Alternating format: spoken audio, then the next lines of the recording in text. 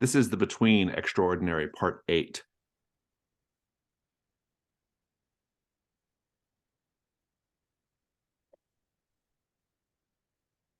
London has sort of hibernated for the winter. Kilburn Abbey is still being afflicted by a demon of some sort, but even they have gone a little quiet. A few weeks have passed. It is now the spring in London. I'm curious, Dom, what has it been like with the slugger over the last few weeks in Hargrave House? Oh,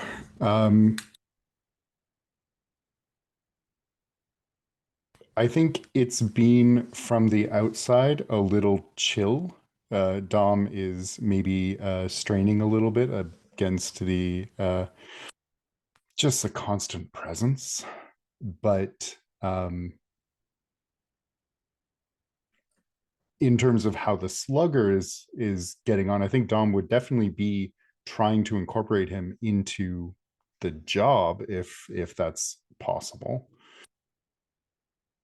So you've been maybe kind of working with him on like different aspects of the work that Hargrave House does and maybe that your family does. That's interesting. Needs to have a purpose, a job. Yeah. Jakob, how are things going with Christian? Christian was a sort of nascent thing going on, but it seems like he's maybe got a wandering eye. He is very Yeah, and young. I'm also curious about where's my ring? I left it on the nightstand right here, and you were the last person I saw in the room. Christian, have you seen my ring? I see what you're doing there, Sarah. Christian will feign not knowing what's going on, not what happened to the ring. Obviously, he does know what happened to the ring, we know, but to you, he will. To anyone else, it'd be really obvious he's lying. He doesn't know where the ring is. To you, I think he is maybe very convincing, and he does not know what happened to the ring. All right. Well, it maybe it fell down and rolled under the bed or something. I don't know. I'm sure There's it's no around here, but telling. yeah, it seems like you've been spending a lot of time outside of the house lately, and you know, coming back smelling of candle wax and demons. He will do his best to ingratiate himself to you because you are kind of his meal ticket right now. You are his place to live, and I don't know, maybe the spring has slightly thawed whatever had frozen in place during the winter. Maybe he's going to warm up to you again. We'll see. All right. Miss Balakwa, have you seen the Man in the Sun Mask at all for the rest of the winter?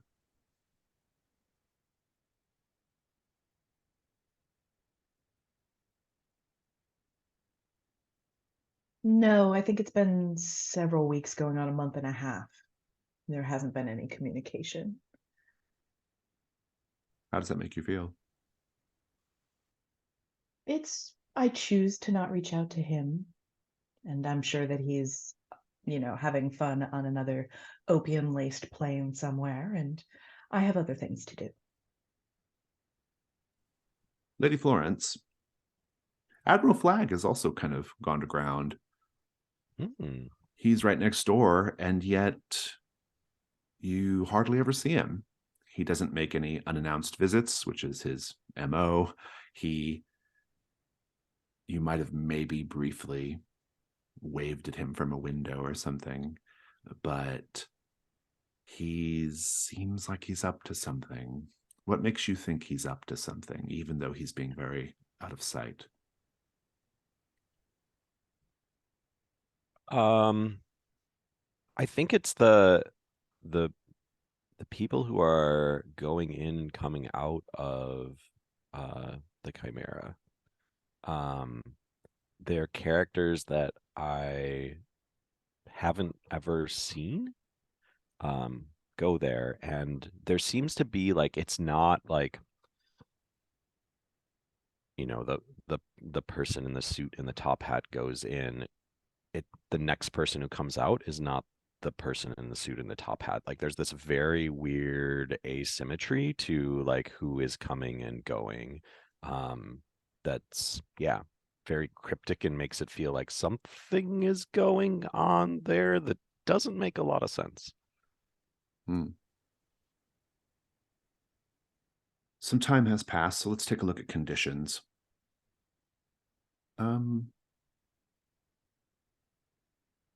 Jakob, you can clear drained.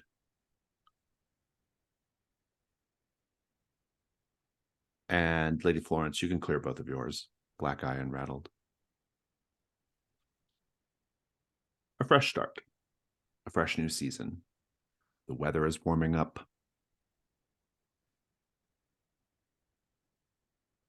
And a new threat has arrived at your doorstep.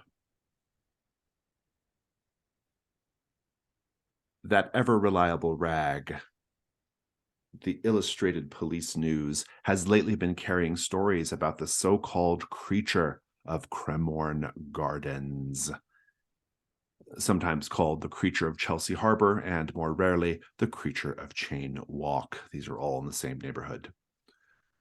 This creature, described as a fish-like thing or a fish man, has been terrorizing pleasure seekers from the shadows, giving a fright when glimpsed skulking about, but rarely making direct contact. Men and women alike have been lured to the end of a nearby pier by a strange song while promenading, though with no memory of how they got there once the song's spell has ended.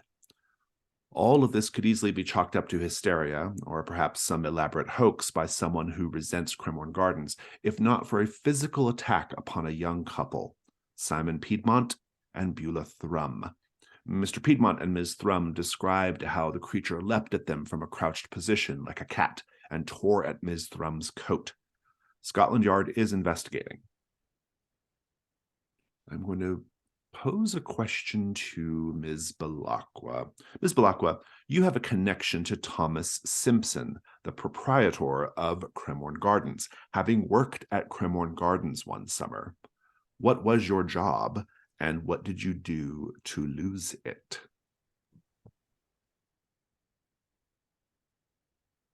I thought that monetizing my ability to see past the veil was a good idea when I was a young lady needing a little bit of extra funds. And so I told stories and cards and read futures. And unfortunately, the nature of how accurate I predicted things, including all of the terrible things that befell people, soon became less of an attraction and more of a problem for the proprietor. Indeed. You have an initial threshold question here, which is, well, is this so-called creature of Cremorne Gardens a real fish man, or is it a hoax? It's a complexity 4, and it unlocks the next appropriate question if you answer it correctly. You also have available a mask called the Mask of Revelry. I will update all of this the first chance we get on a break on the Character Keeper. But for now, I would like to remind you all that at least a couple of you owe Janice Mask right now from last time. And so I think we should just go ahead and do that. Who does owe something still? Okay, either of you want to take it away, go for it. I'll go. My mask of the past is to describe my first encounter with a dark entity when I was a child. And in this case, we see a rocking horse that Victoria brought back from the Abbey that had been laid out and buried with the girl. And occasionally you see her kind of touch it and it rocks a little bit. And she's recalling a memory in which she, as a young child, we see her rocking on a horse, probably 3-4 years old. She's rocking with that exuberance that only ignorant children have, in which she doesn't know the danger. She's going faster and faster, and then tips over the horse and slams her forehead into the floor, along with breaking the horse's neck. And you kind of get that deep breath of she's going to cry out this new discovered pain, but instead we see black smoke coiling from the cut on her temple and surrounding her face. From somewhere else in the house, her aunts hear just a blood-curdling scream, and it continues right up until the point they open the door, and she is quiet, sitting there, and just tears running down her face, mixing with the blood. And from there on, we'll see little moments of Victoria teetering so, and a black coil of smoke will press almost a hand to her back to steady her. Thank you. Lady Florence?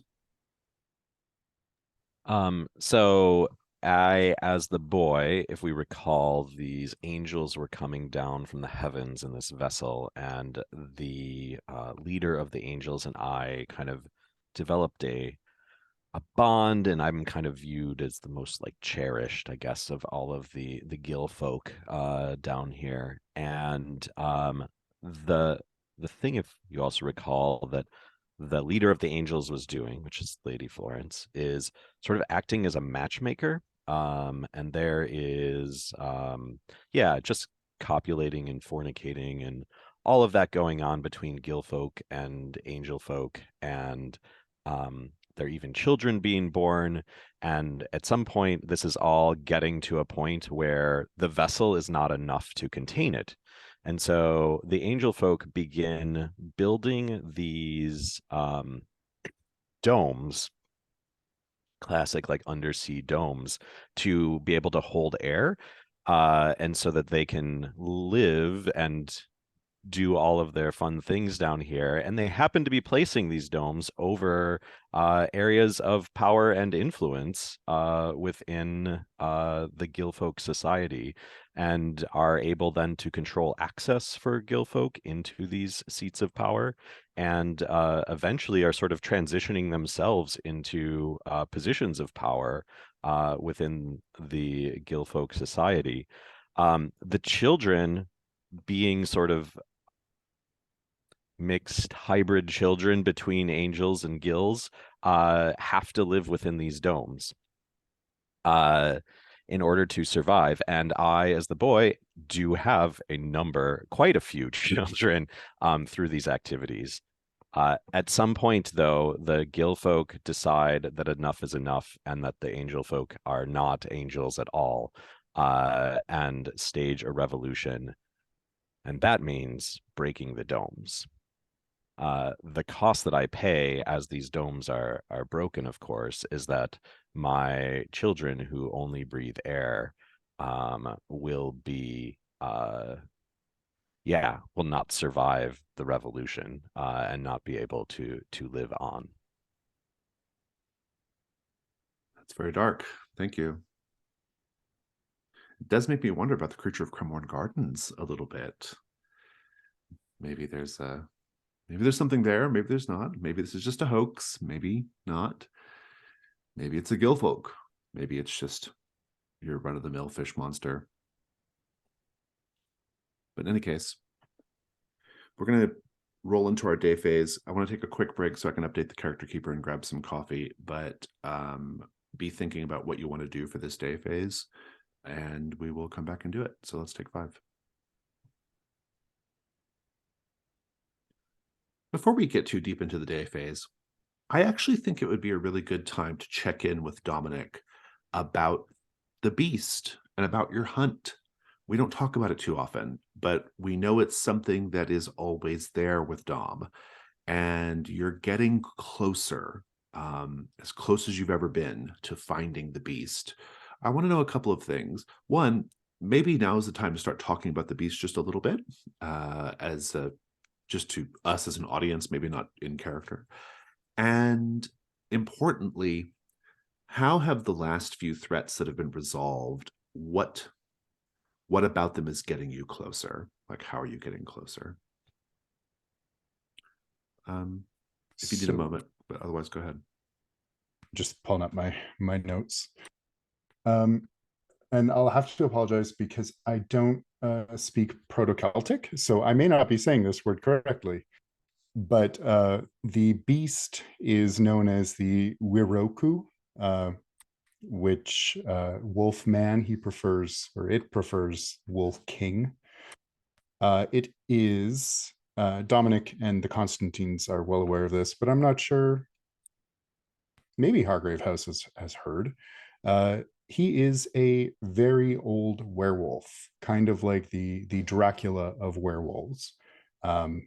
At least 3,000 years old, elusive, very smart, stronger than most werewolves, and in complete control of his bestial and human natures. So he's not bound by the moon or even the dark. The Constantines kind of made their name in the monster hunting business by dismantling his pack. And they have been trying for years to kill the king himself, but have never quite managed it. And the king operates, he's clever, he's smart, and he's patient because he's pretty much immortal. And he has been building a pack of these more potent werewolves in secret for years. They are infiltrating various spheres of power in London. And he has personally killed most of Dom's family.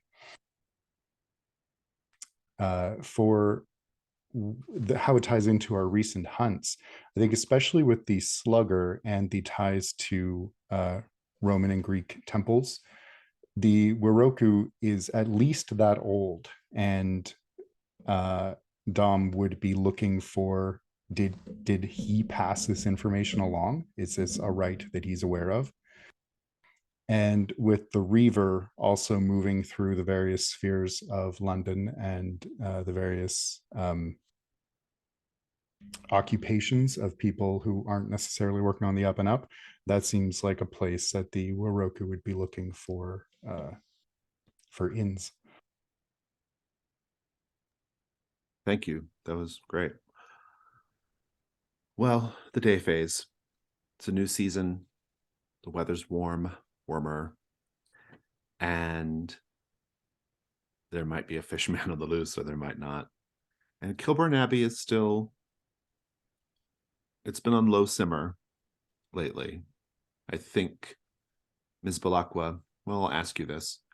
Ms. Balakwa, how do you know that your possession of the ring is causing the demon to at least pause and reflect and bide its time?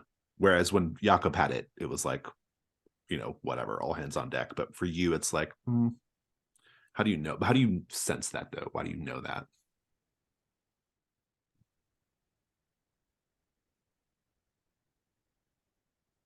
At the end of the evening last I was at the Abbey, after the man in the sun mask had disappeared, I put on the moon mask again, hoping that that invisibility would carry me through the Abbey. And in fact, it did, up until the point that Abbot seemed to see me and acknowledge the ring, and then just kind of recede back into the darkness of the hallway as I left home and then got home about dawn. Very good. So it's on simmer, still there, still something you're going to have to deal with. Jakob, it's spring in London. What are you doing today? Seems like a lovely day to go for a walk on the pier. I'm I gonna agree. meander around and look for strange fish folk tracks in Yeah, the sands. I love it. Lady Florence, what are you up to today? If there is I'm skeptical that there is an actual fishman on the loose, but if there is an actual fishman on the loose, that would be a problem. So for me in particular, so I'm gonna go investigate that. I guess just head down to the Gardens? docks themselves. Yeah. Or Jakob's going to the docks. You can go with him, obviously, or you can go to the gardens. The way Let it's me go to the situated. gardens. Yeah, so basically, just so you have a sense of the geography here, this is a real place in London. It no longer really exists. It's now just sadly, it's just like a bench and a tree. But during the time of the Victorian times, for a few years, it didn't even last long in the Victorian times. Cremorne Gardens is like the equivalent of like a theme park. Okay. It's like this big sprawling, like pleasure. It's like a place to like dance and see shows, and it's and in nature, right? Like it's the closest comparison is like a theme park. And so abutting it on one side is the harbor, and kind of perpendicular to that is this street called Chain Walk, which at this time is kind of imagine like a sort of like a Portland or an Austin. It's that vibe, right? Like kind of artistic vibe on that street. That's where a lot of like kind of poor artists who are like, you know, on the cutting edge of things have set up shop to do their work. And so that's sort of what's kind of that's the whole little area of the Creature of Cremorne Gardens. And so where would you go then? Yeah, I'll go to the gardens and just kind of, that's the sort of like scene of the crime, right? That's where the fishman has been seen. The only other detail is that it allegedly sings this song, or there's this song that people hear and causes them to walk out to the pier. So yeah. Okay. But it's all very like close. It like you could get to all parts of it, and you know, very easily. Got it. Ms. Blackwell, what are you up to today?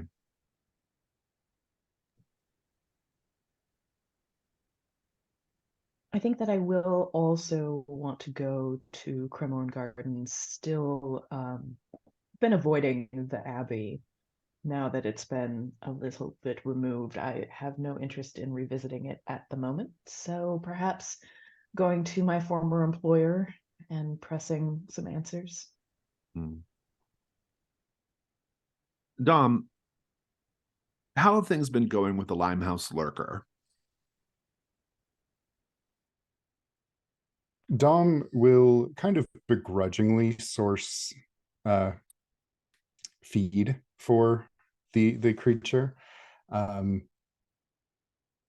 He's not entirely sure why he hasn't killed it yet, but he's considering it a favor that Jakob will owe him.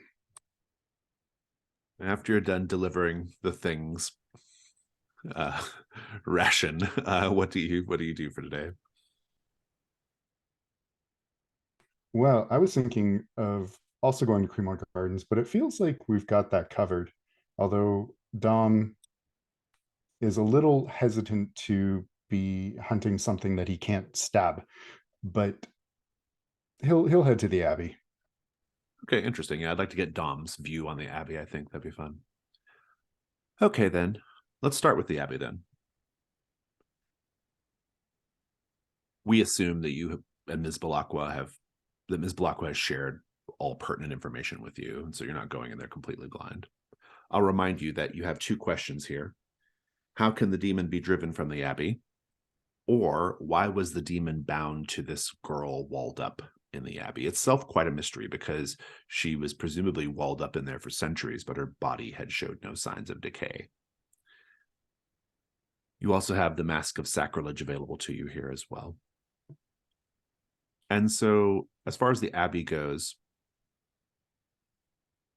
I think when you actually get there, it's quite calm. Unlike what you were led to believe from Ms. Balakwa, perhaps, there are not monks spider walking everywhere, or trying to do other horrible demonic things. You might see a couple of the brothers just sort of in the little front garden, and it's a literal garden in this case, not what English people call a front yard. You know, they're bringing in things. It's springtime. There are certain spring vegetables that they are bringing in. What do you do?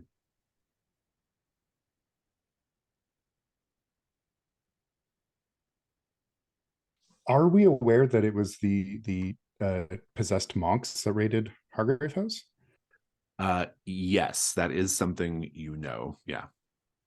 They tried. They didn't actually get very far. Right. I think Dom would want to talk to if any of the monks would be willing to admit that they were perhaps unaware of their activities during that night. Dom would want to dig into that. Yeah, that sounds good.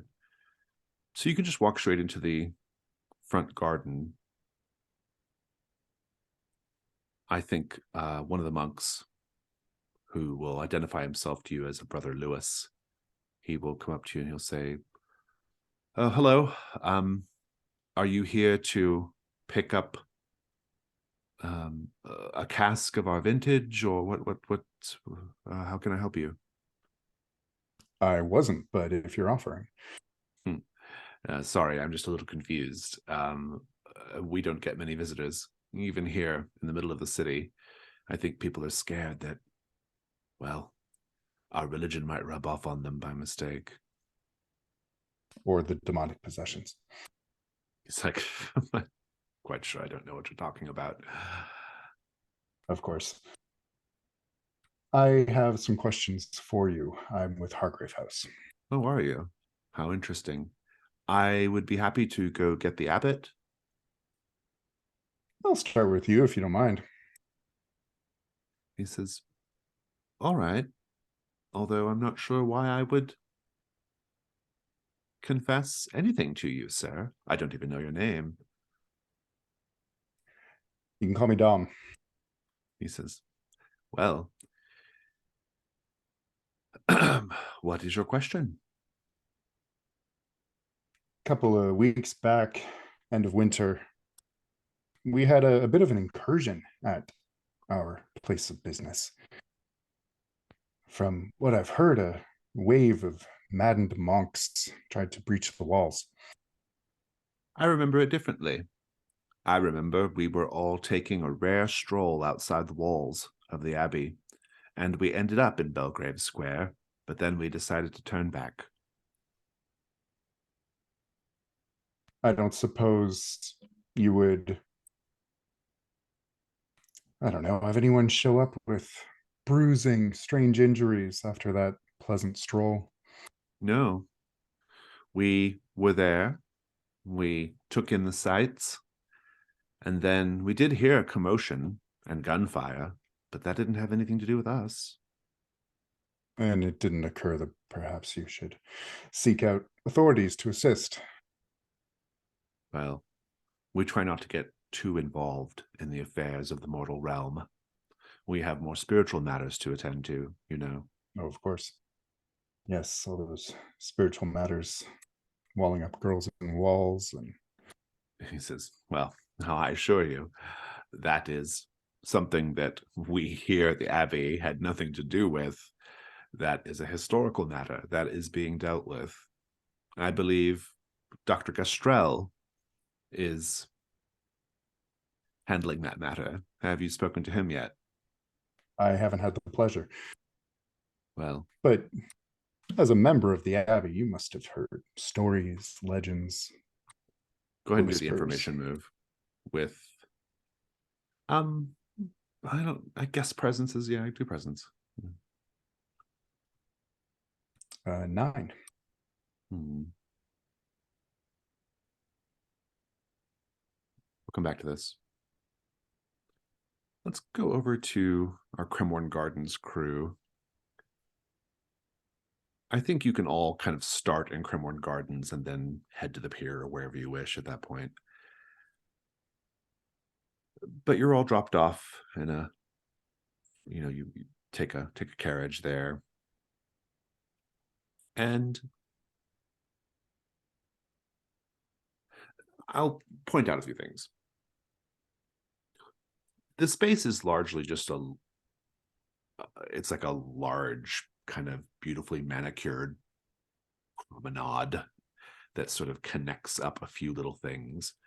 There is a dancing platform, which this time of day is not being used, but when it's active, it can hold literally thousands of dancers. It's enormous.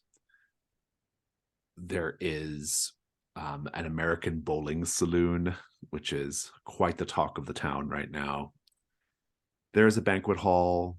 There is the promenade, of course. There's a hedge maze. And then if you want to go to the pier or chain walk, you can certainly do that as well. But as you sort of arrive, it's even this time of day, there are a number of like people walking around, but certainly it's not nearly as busy as it will be later on. Ms. Blackwell, what do you do?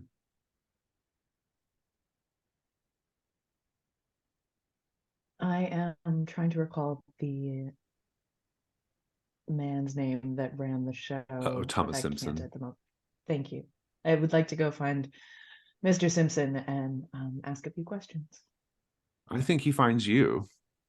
He says, so Thomas Simpson is a man with a pert mustache, thinning hair. He can be a little nervous and excitable. And he approaches you and he says, Victoria Belacqua, my goodness, I didn't think I'd ever see you here again. Now it's just for pleasure. Promise I won't stir up any trouble. No, More no, than usual, no. anyway.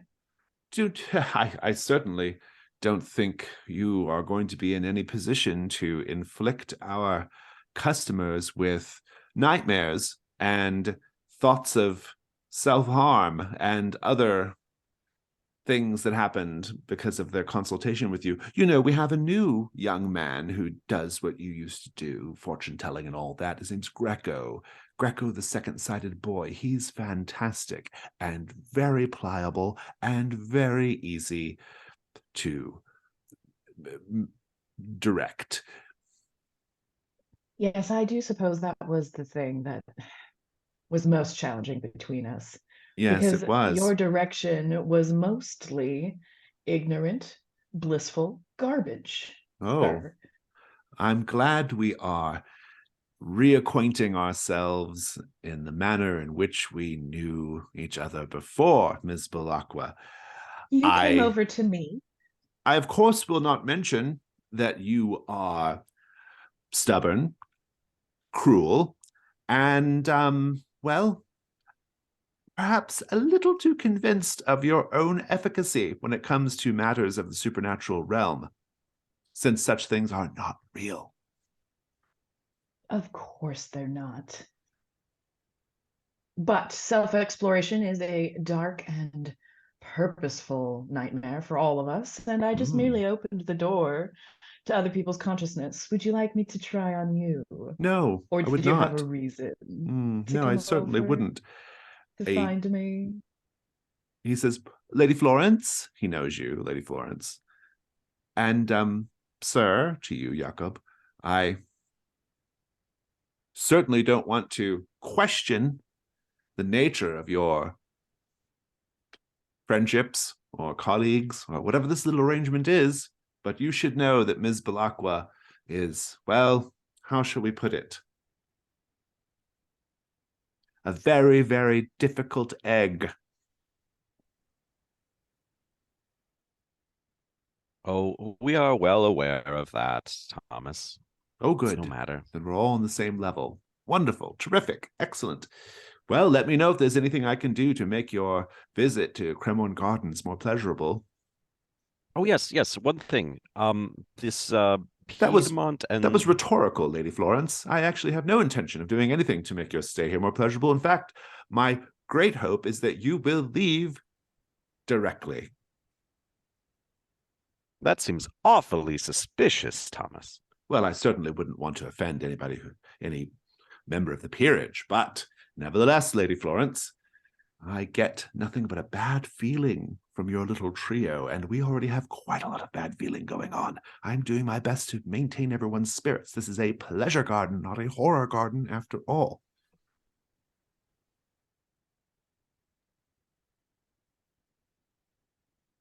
In that case, I will leave you be. Splendid. I would just like to wander off in the direction of Greco, the second-sided boy. Very well. He will ease up a little once she's gone, Jakob and Lady Florence. All that said, sir, with Victoria gone, I am wondering about this Piedmont and Thrum characters, clients of yours, Patent nonsense. clientele. Patent nonsense is what that is. Miss Piedmont Are and Miss they Thrum claimed in that despicable rag brag that they were attacked by a creature, and nothing could be further from the truth. I don't doubt that they may have been attacked, but I'm fairly certain it was the assaulter was probably of a more terrestrial nature. Indeed, was probably some sort of low-born thug who is predisposed to such things because of how they were brought up. Have you been There's chasing certainly them nothing. off the? There's certainly nothing connected to the water or this place or any other thing. Have you been chasing them off like you chased off? I Miss was led to believe Belacqua, Scotland or Yard was on top of this matter. Do I have that wrong? is Scotland Yard on top of anything, really? Would you rather have a bunch of bumbling detectives bouncing around each other, and really causing quite a stir? No one wants officials of Scotland Yard snooping around their premises, but look at three strange characters such as ourselves.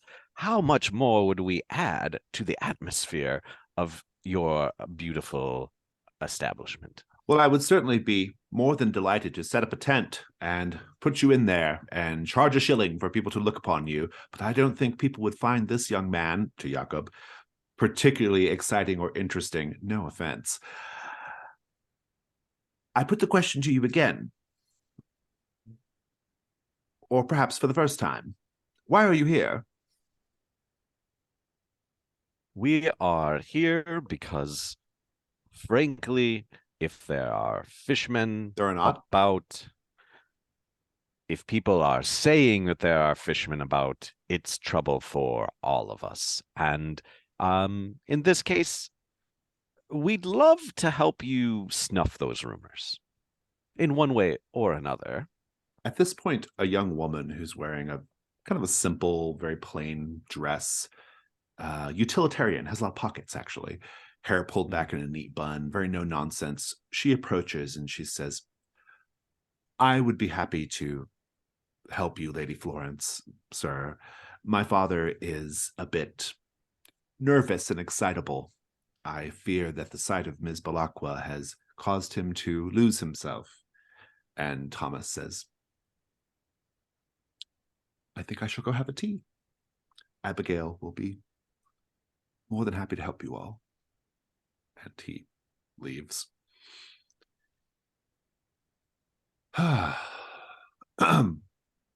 So, what's this about? The fishman, you know. What else would this be about, honestly, Abigail? Do the information move with presence. Okay. Ooh. It's a 10 on the table, and then my presence adds 1, so 11. She says, listen, if there really was a fishman creeping about, my father would have already captured it, put it in a tank, and raised a tent. Joey to go in and have a look. Thank you very much. There's no such thing. But there are, well, that doesn't mean there's nothing going on. She says, are you familiar with Madame Tussauds? Oh, certainly. Well, they are something of a competitor of ours because, well, we are in the business of capturing people's attention, and they're trying to capture people's attention just like we are. Madame Tussauds is currently creating a Horrors of the Deep waxwork display. Now, don't you think it's funny that they are getting this display put together, and there just happens to be rumors of a fishman attacking people in Cremorne Gardens? I think those things are connected, don't you? Funny indeed.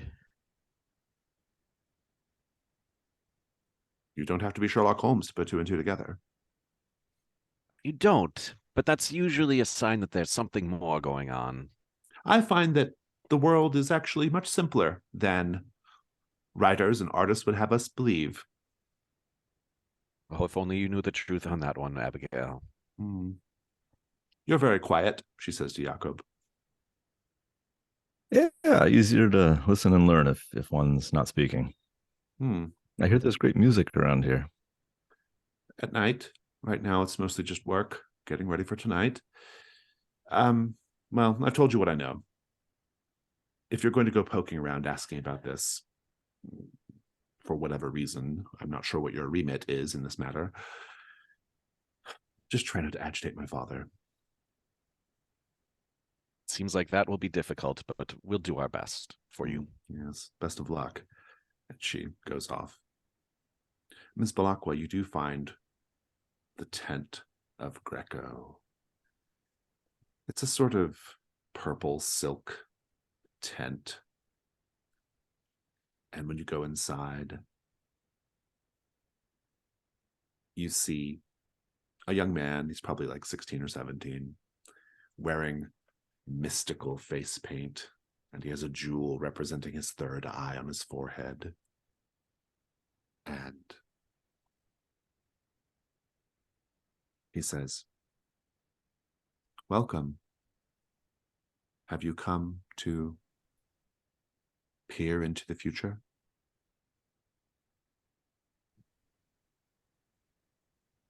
I perhaps have more pressing questions about the present. I am able to give all sorts of insights.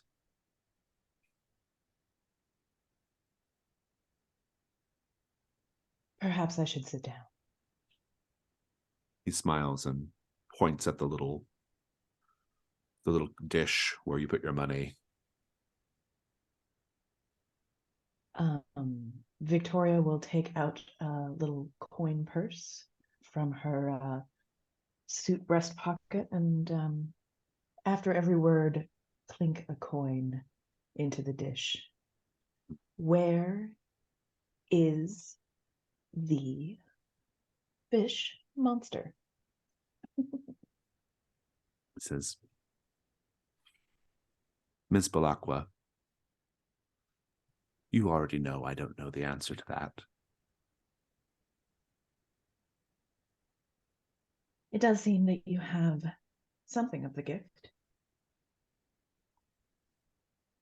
I would consider that to be quite a compliment coming from you, but in fact, my gift is vastly superior to yours, and so I shall defer to you on a matter of age only and say, thank you."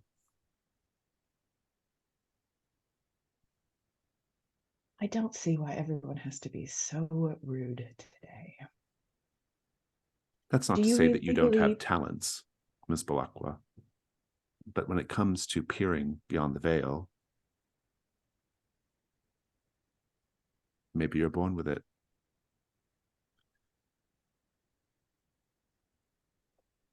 Yes, well, since you can answer my immediate question, why don't you peer so far into that future that you're so very fond of and tell me a story? Having already paid for an answer that you don't have, perhaps you could give me one that would bemuse me. Make the information move with sensitivity.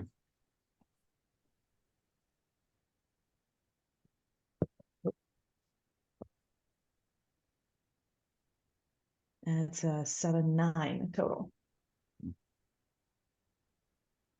He says, "Ms. Balakwa, you've paid your money, and of course I'm happy to tell you what I know.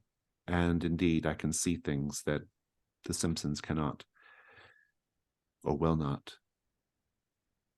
But I have to confess, I find myself somewhat disturbed by your companions. And I don't mean Mr. Walsh or Lady Florence. I mean the ones that are here with us even now.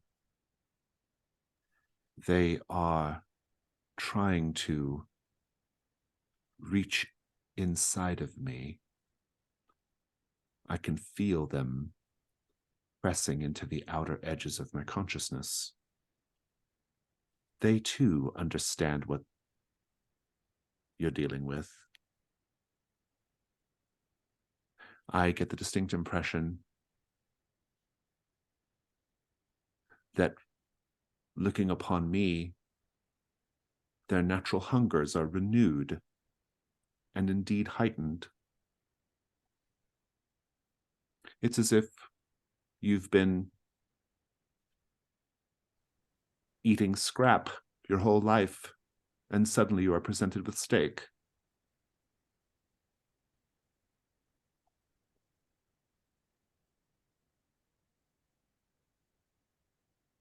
But I do not wish to be a vessel for these creatures, Miss Belacqua.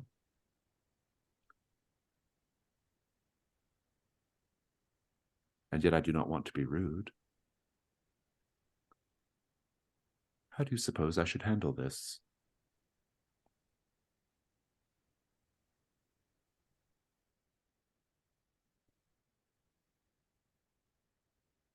As Victoria releases her breath, some of the entities become visible again through that smoke as she exhales.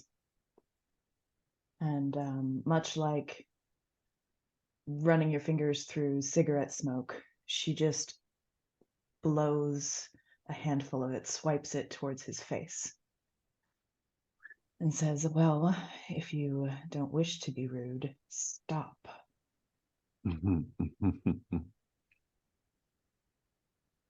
They want me to ask about your tarot cards. How charming. Tarot cards. Have you brought them with you? I always have them with me. They are always close to me, but I wouldn't, under any circumstances, let anyone else touch them. Oh, yes. We mustn't disturb the sacred energies around your tarot cards, must we? No, I just think that you might have sticky fingers. Perhaps. And he kind of leans back and says, we'll tell you what you want to know. And we'll go now to Jakob. Jakob, what are you going to do once you're done with Abigail Simpson? I was still thinking to meander the pier and see if there's somebody who has heard Yeah. melodious voices. Mm-hmm. You can just make a general information move with reason. Unless you're asking around, then it's presence. We'll try just looking around at first. Okay. What was that? 9. 9. I'll give you a clue.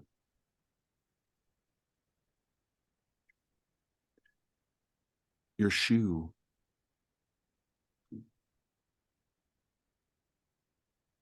presses against something hard in the silt as you approach the pier. And when you bend down to look at it, you see that it's actually a piece of scrimshaw. It's been carved to depict a fish-like man rising out of the water. A confirmation of its existence, or maybe another well-placed object from Madame Tussauds to continue with this little Yeah, I got to make that hype. Hype cycle go. But in any case, that's your clue. All right, thank you. There's a complication, of course. Yeah. I think we'll come back to the complication. I know what I want it to be, but I want to give it a moment. So, Dom, did you learn anything from this monk yet? I did get 9. Yeah, Got a clue. He hasn't told you anything yet, has he? He says,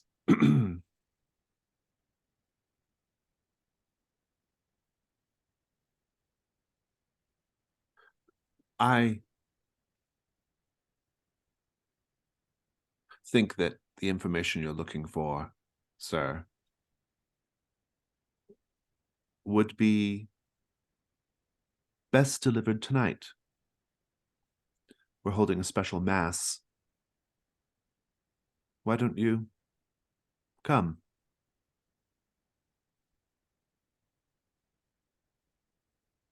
To a mass. Yes.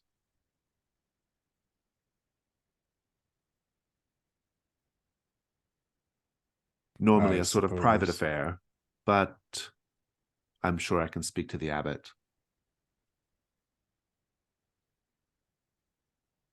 And then you would be able to question all of us as you wish. I think Dom will give the man a very obvious appraisal and just kind of, I suppose it's been a long time since I've been to Mass. I have plenty to confess. You've never been to a mass like this, sir. Well, now you're making it sound exciting. I am filled with a spirit, sir, like all of us are. Our faith re-examined and renewed. That sounds invigorating. In the Mm. meantime, this doctor you mentioned. So out of character, you guys, Dr. Gastrell's the one who brought this to you. You know, Dr. Gastrell. Oh, Yeah. He has the body, in fact. is he at the monastery or No, would no, he have no. it I elsewhere? actually, we don't. Enough time has passed where we don't know if he still has the body or not. But he was the one who originally brought this to you. All right. Well, then, tonight it is. I Excellent. suppose this isn't the kind of soiree one would bring friends to, is it? No, but I recommend wearing black. It is my color. Hmm. Is there anything else I can help you out with? I suppose we'll find out tonight. Yes. And that's just the complication, is just your clue is coming tonight when you go to the mass. As you're sort of being done with him, you'll notice that a number of the other monks have kind of gathered in the garden now, and they're all kind of just watching you. You almost feel flanked, I would say, by them. I think Dom will have enough experience to be aware of this and kind of tilt his head and say, "You boys don't get a whole lot of action here, do you?" And there's no reply, but Brother Lewis, from the others, but Brother Lewis does say,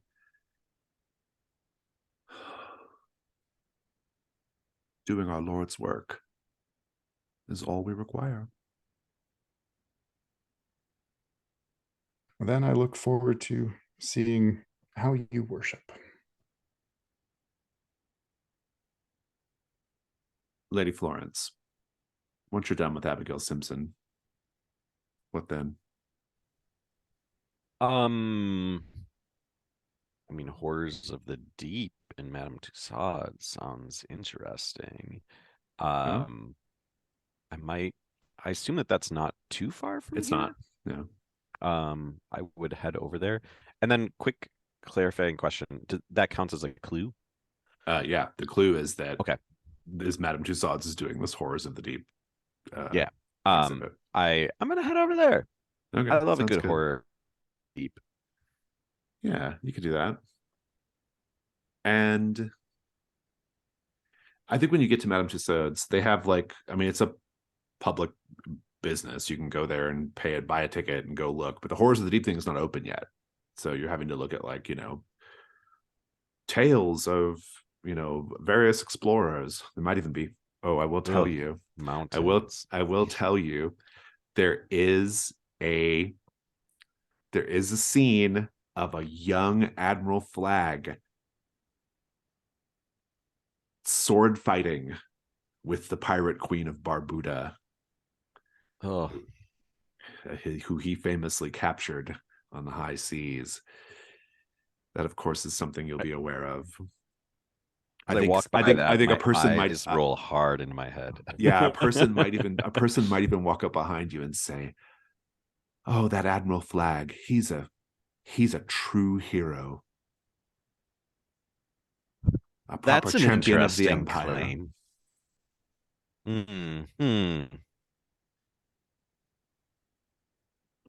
Meanwhile, how are you going to get to the Horrors of the Deep exhibit, or just what are you doing right now? Could I like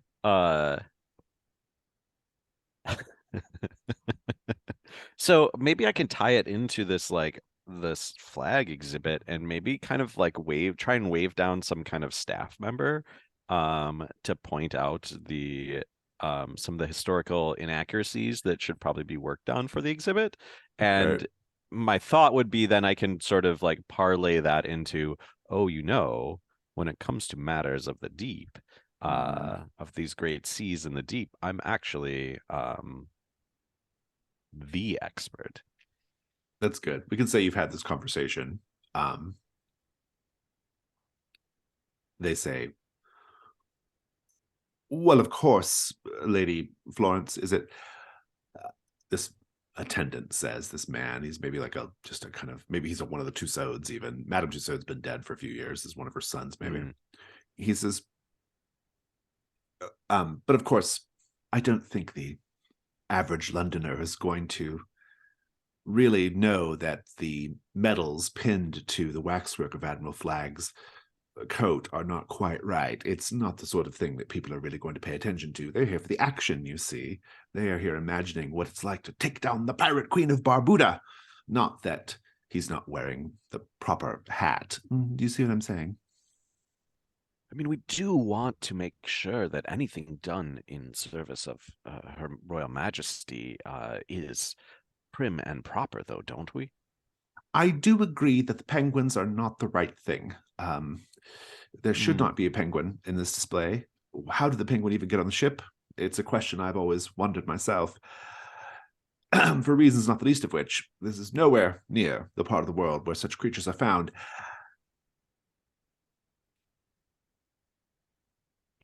So, why, are you, go ahead and do the information move with presence at this point to see if he opens up about the horrors of the deep.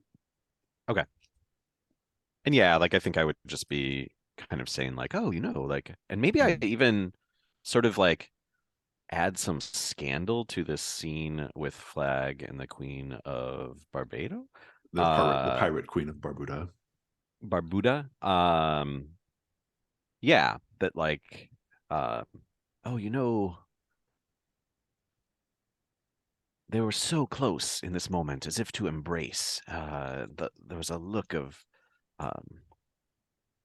oh, another 10. Yep.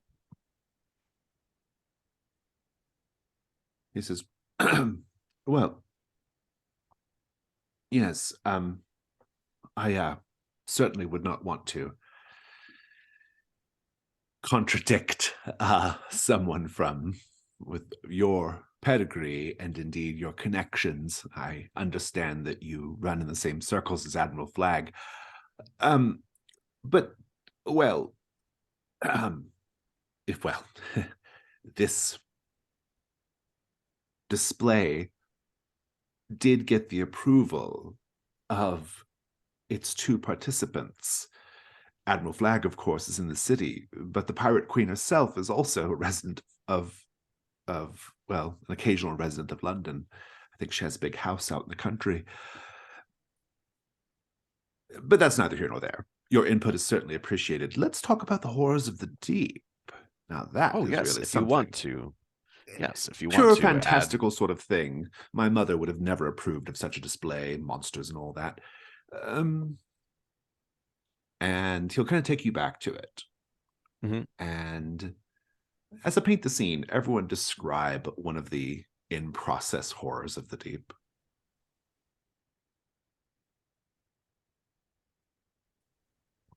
I think that there is a sort of large squid-like creature, but it just has so many, it's more tentacles than creature, and it doesn't look realistic at all.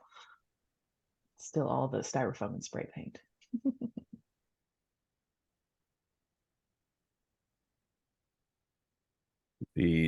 There's a fellow working on the grand entrance to this, and it's in the end going to look like you are stepping into the fanged jaws of a lanternfish with a gas lamp hanging over it.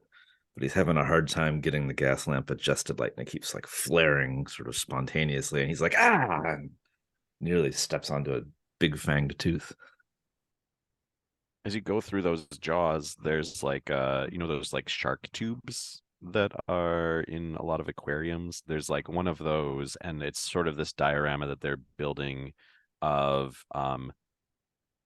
mermaids fighting sharks, essentially. It's very exciting. They're punching sharks in the eyes. There's sharks that have just taken big bites out of mermaid tails. It's and they're trying to get it all to look just right. And I think they have a megalodon tooth in a display, and attached to it is an attempted recreation of what creature could have a tooth like this, and it ends up looking something like a dinosaur with fins. I love it. We'll come back to this. Jakob, as soon as you grab the scrimshaw and as you start examining it, you actually start to hear the song. It's low at first, maybe not even really there, like it's just rattling around in the back of your head.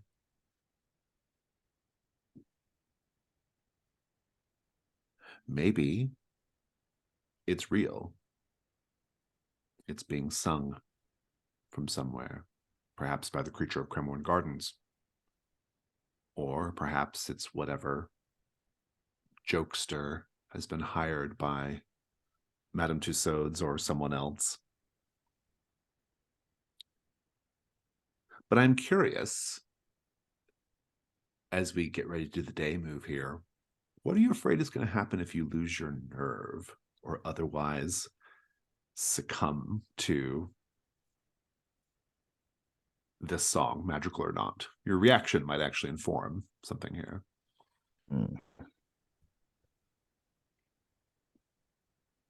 Well, Jan Pedrogach, where I grew up, is not that far from the ocean.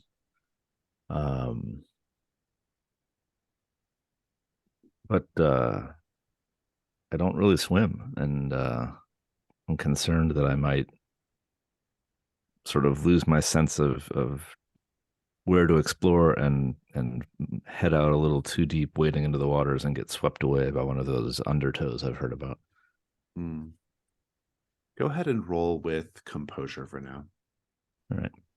By the way, with my keys of Tarthor, keys of Tarthor. I shifted one from the Vault of the Four Limbs to the Vault of the Cosmic Mind, so I'm supposed to discover an extra clue on information moves. Oh, very good. I'll give you another one then. Oh. As soon as we're done. And this roll is a 5. You said with composure? With composure, yeah. 6 then. I think, just to keep it vague here, whether you are drawn to the song because it's real and magical, or whether you are drawn out of curiosity, you don't get very far before you trip over the little python thing they use to tie ropes to and fall into the water. And you're splashing around. And I think you're fine. You can get out of the water. I'm going to give you just a condition, which is the song. And as you're pulling yourself out of the water, you're being approached by a very tall, broad-shouldered, blonde man, very Nordic-looking. He comes up to you, and I'm not going to do a Swedish accent, but he has a Swedish accent. And he says, "Let me help you there." And he reaches down to pull you out. Right. I'll take his hand and pull myself out and do the... He pulls you close and says, shake. "You heard it, didn't you? You heard the song." I take it you have also. "Yes, but my employer Miss Simpson, she doesn't like for me to talk about it, but yes, I've heard it. And By night and by day? Is it different? I've heard it at different times. But I've seen who's singing it. Oh. And? It's no fish creature. That's for sure. It's a girl. The saddest girl I ever saw. And she lives here in the water? Or? I've seen her in different places. I don't think she lives in the water. That's not really a thing you can do. Unless London is very different than I've been led to believe. It is very different, I'll give it that. My name is Sven. I'm Sven. sort of a handyman here at Cremorne Gardens. Well, it's a pleasure to meet you. I'm Jacob Walsh. Mr. Walsh, you might want to stay away from the pier, lest you go falling in again. That seems prudent. And Ms. Balacqua. Greco, who's kind of a prick in his way, kind of a jerk. Most 11's really not working for me. Sees right through that, apparently.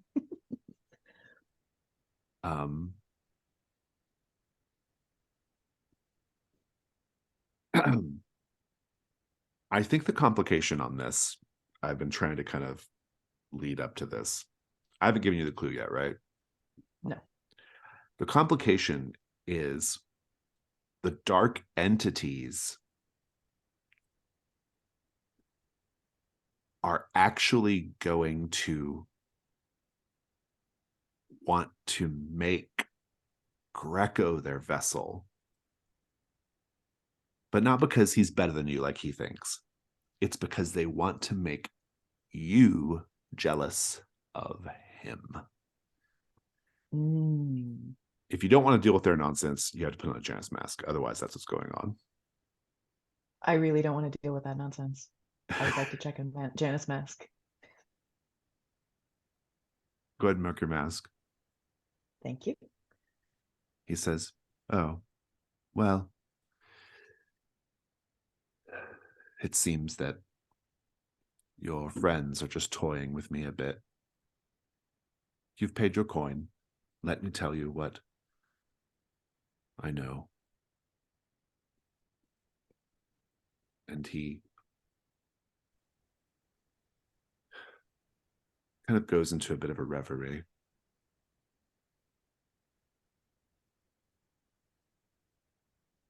And he says,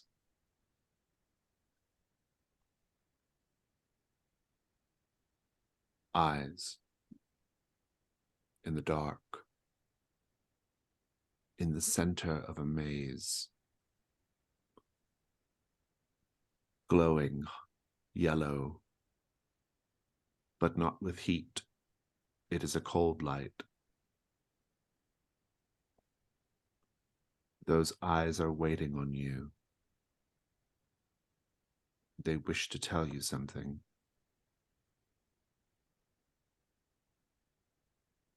They wish to speak to you.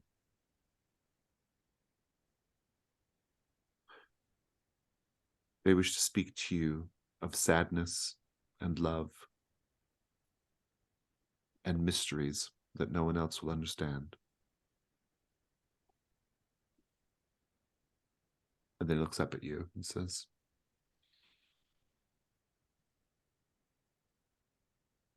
you need to find those eyes.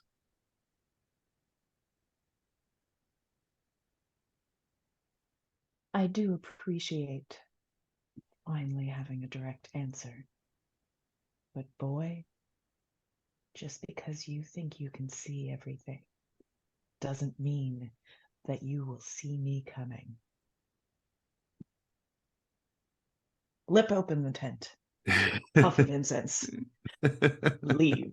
Leave. Your clue, though, is a pair of eyes glowing in the dark in the center of a maze. Yes. Excellent. Let's take a quick 5-minute break. So just to get everybody in time and space here, Jakob, you had just helped, or you were just helped by Sven Anderson, the groundskeeper, Yep. Out of the water. You got 2 clues out of that because of having one of your keys in the vault of the cosmic mind, which is great. Was the girl seen singing the second clue? Yeah, the girl seen singing is the second clue. Okay. Yeah. Ms. Balakwa, you had gotten some information from Greco after a contentious little back and forth with him.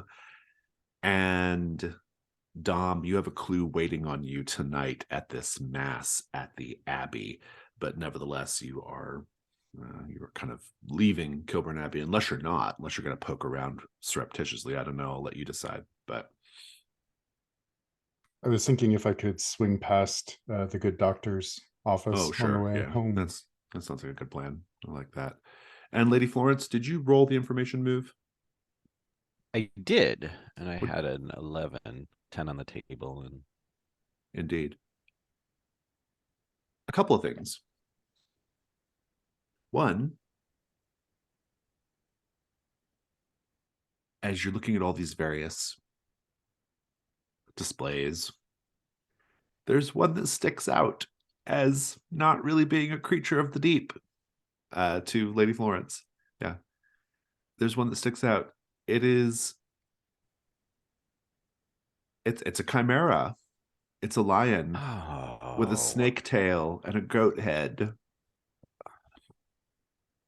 And he says, "Oh, speaking of Admiral Flagg, he's something of an investor in our little business, and well, we have this lovely thing is going to find a home somewhere here in the display. That's neither here nor there. And he's kind of showing you around, and that's actually a mastermind clue that you just picked up. He's kind of showing you around, and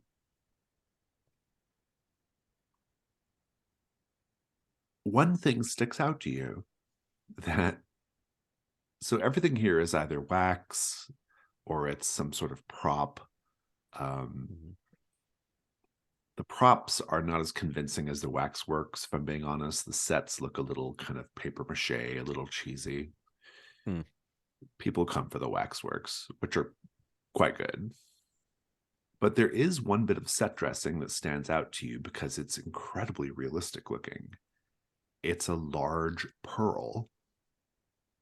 And it's realistic looking because it's a real pearl. And it's like it's very big. It's like the dimensions of a silver dollar, right? In width. Very, very valuable. And I don't even know if Madame Tussauds realizes like what they have here on their hands. But that's your clue. This large, valuable pearl, real pearl, in this otherwise fake exhibit. He says, "Well, so what do you think so far of all this, Lady Florence? Do you have any, as a explorer of the seas, do you have any thoughts, any expertise you wish to share since you dropped by unannounced in order to share it?" I mean, I would change some of those tridents with the mermaids into more of like a harpoon shaped. They really don't use the 3-pronged things. That's for devils and demons. Had regular contact with mermaids, have you? Oh, certainly. Everything that I know about punching, I learned from a mermaid. I do have to stop though and pause you for a second here. There is a submarine trench named after me, right? And yet we seem to have only a depiction of that land-loving, or at least air-loving explorer, Admiral Flagg, down here in the deep end. He has, frankly, nothing named after him in all of the seven seas. He says, well, I take your point, I suppose, but Lady Florence, are you saying that you wish to make a financial contribution to Madame Tussauds? Do you want to invest? Is that what this is about? Is that what it takes for historical accuracy these days? This is what A I'm quite pound sure in I your don't. pocket? I'm quite sure I don't want to get into an argument with you about historical accuracy. I think perhaps we should schedule a time to talk about this more formally at a later, much later time. Let's do that. Splendid. But let's make that, we can cross out the much of that. How about that? He says, and he will lead you out. Tell all your friends. Oh, I will. And yeah, that's kind of where we're at. Let's talk about Dr. Gastrell. It has been a number of weeks since Dr. Gastrell, an old friend of Hargrave House and one of the finest surgeons in London, told you about his newest guest at the mortuary, the well-preserved body of a girl. He can be found at the mortuary. I think when you arrive, it's not quite as you expect, maybe, or maybe it is. Maybe it's something you would expect. I don't know. But as you step in, you hear this. Well, first of all, this faint dripping noise that seems to echo throughout a couple of twisty halls you take to the main sort of theater of operation here in this mortuary where Dr. Gastrell does his work. But that dripping noise is soon overtaken by gramophone music. That's quite a thing in this time period. And as you step into this examination room with its steel table and skylight overhead, you also see a weirdly out of place velvet sofa just off to the side. And Dr. Gastrell, who's very, very fashionable and clean given his occupation, and he has a very stately mustache, he sees you and he says, Mr. Constantine, I gather Hargrave House has decided to look into that little matter from last winter? Oh, my associates have been looking into it, but now I'm on the job. Oh, if you're on the job, then I can only assume that the matter has escalated in some way, and that a more aggressive approach is required. I like you. Do you? Well, Mr. Constantine, how can I help you with your inquiries? Do you still have our special guest in residence? I do indeed. A funny thing about a body that no one is reported missing because it is several hundred years old. Jurisdiction gets a little confusing. I have done a very good job of keeping it out of the hands of the authorities. Would you like to see her? She's really something. I suppose it would be prudent. Come with me. And he takes you follow. to this little side room where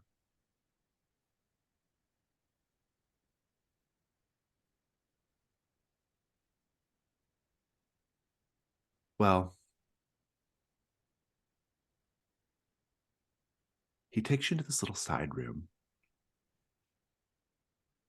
And this is where the gramophone music is coming from because it gets much louder. And this little room has been decorated like it's some sort of like little parlor There's comfortable furniture. There's the music. There's a bar cart. There is a several centuries old body sitting on a velvet couch. There's paintings. Weirdly enough, as I paint the scene just for you, Mr. Constantine, what here reminds you of the first time you were confronted with death?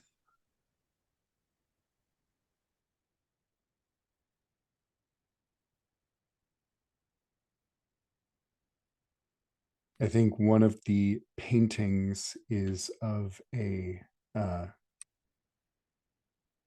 of a horse running in a field, and as a young man, a very young man, Dom's first kill was of a horse, not just any horse, but his horse.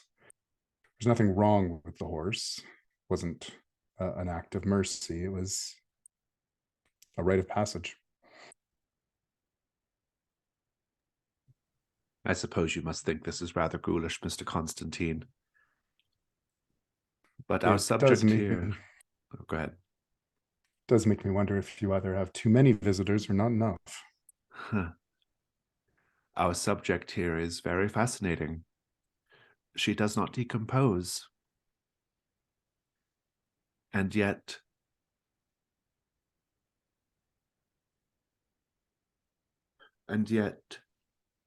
from her state of dress, and indeed from the state of the abbey and the space she was found in, we know that she must have been walled up so many, many years ago. Even now, here in my little break room, we'll say, she shows no signs of decomposition. It is And truly I don't fascinating. suppose you've tried the usual silver stake, decapitation. She's no danger. It's just a corpse, after all. And he goes behind her, and he moves her arm up and down, and shifts her head to the left and right, and he says, "Hello, Mr. Constantine. Would you like to come sit down next to me?" And he makes the hand pat the little couch. Well, too few visitors, yes? And Oh, I will just try to move entertain forward. myself, Mr. Constantine. Do you know what it's like to be around dead people all day? I have some idea. Of Mm. course, mine never shut up. Yes, well, I'm very happy that Hargrave House is interested in this. My own time doing some consulting work with Hargrave House has perhaps left me a little bit changed, but I embrace adversity. I like to lean in. I'm glad for that. Mm. So tell me about you. What do you drink? The usual port, blood of my enemies. Ah, I love that sort of gallows humor. It's wonderful. And he closes the door that the three of you are of this room. The three of you are in. He says, "Let me get that drink for you." The port, yes? Right. And I think Dom will kind of watch him leave and or go to the bar cart, sorry, and then make his way over to the girl. And are her eyes open? Yes. That's worse. He'll kind of lean in and get very close to the face and see if any movement, any sign of just hibernation. Make the information move with reason. No, maybe composure, actually. Composure. 7. Mm. The girl turns her head and she says, I can't wait until I see you at the mass tonight, Mr. Constantine.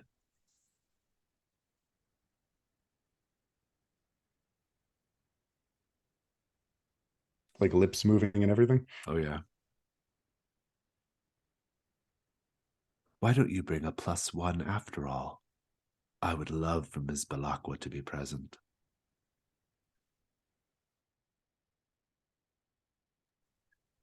How about this? Yeah. I'll invite her myself. And here, the hand touches your leg, and you can feel the demon trying to possess you. Ooh. Gastrel says, I've just about got that port ready. And I need you to make the night move. What are you afraid is going to happen if you can't resist this possession?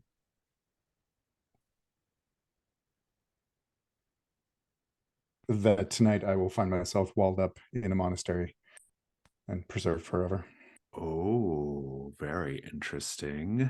And I have to say how it's worse than that. It's worse than that somehow. It's worse than that because you will be walled up with the slugger. All right. Roll with sensitivity.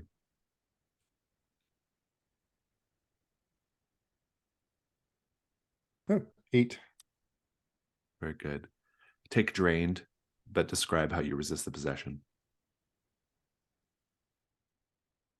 I think Dom manages to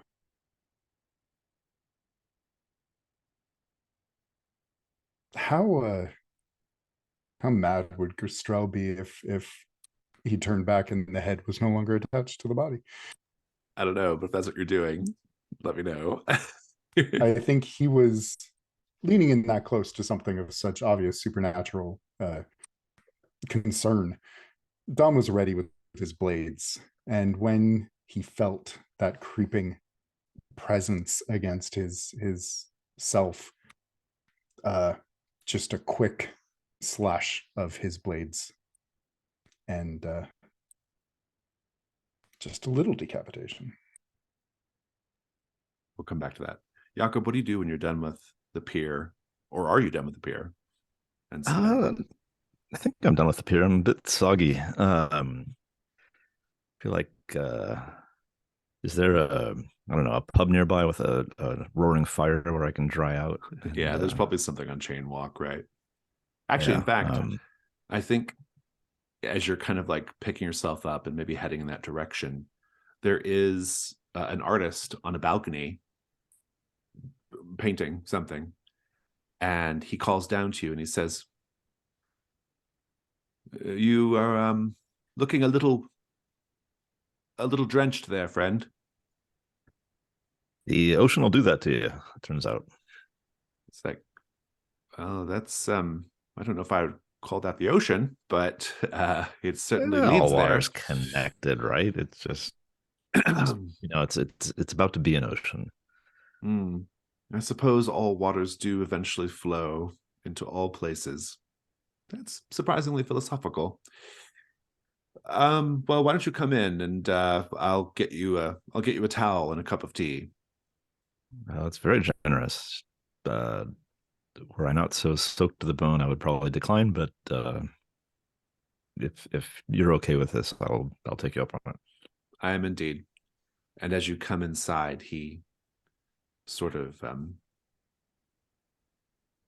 he introduces himself. He says, my name is James Whistler. It's a pleasure to meet you, Mr. Whistler. I'm Mr. You can Walsh. tell from my accent that I am American. Do you do a lot of en plein air painting? I find myself working with different inspirations trying out different mediums, mostly just having a bit of a relax. Oh, the sunsets seem like they must be rather lovely here. Are they? I find that London is really terrific if you like to paint fog and shadows and cold, wet people, which I have one of in front of me right now. Here. And it gives you a towel. I will dry off as best I can. Do you? It seems like you have a fairly decent view of those who come and go to Cremorne Gardens here. You heard anything about this fish creature? Have you seen anything? Oh, yes, yes. The creature of Chain Walk. Yes, well, it's all a bit silly, don't you think? I don't know. London's full of surprises. Some of my neighbors, they absolutely hate Cremorne Gardens. Too noisy, too many drunkards. And, well, they work tirelessly to ensure Mr. Simpson will be denied when he tries to renew his business license. I think they're fools. Of course, the gardens are totally original. And I think the possibility of a sea monster terrorizing the place makes it all the more enchanting, but I have a feeling it's nothing of the sort.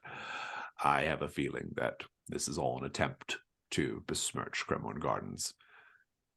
Mr. Simpson is not exactly the type of person to win friends and influence people. Have you met him? I have. Brusque fellow. It's the best way to describe him. Yes. Doesn't seem to make a lot of friends. Does not indeed. Go ahead and make your information move with presence. Presence. All right. 9.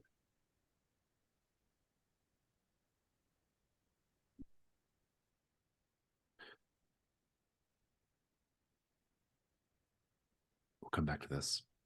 Ms. Balakwa.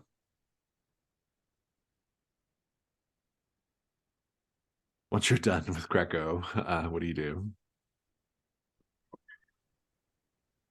I am having just a truly terrible time.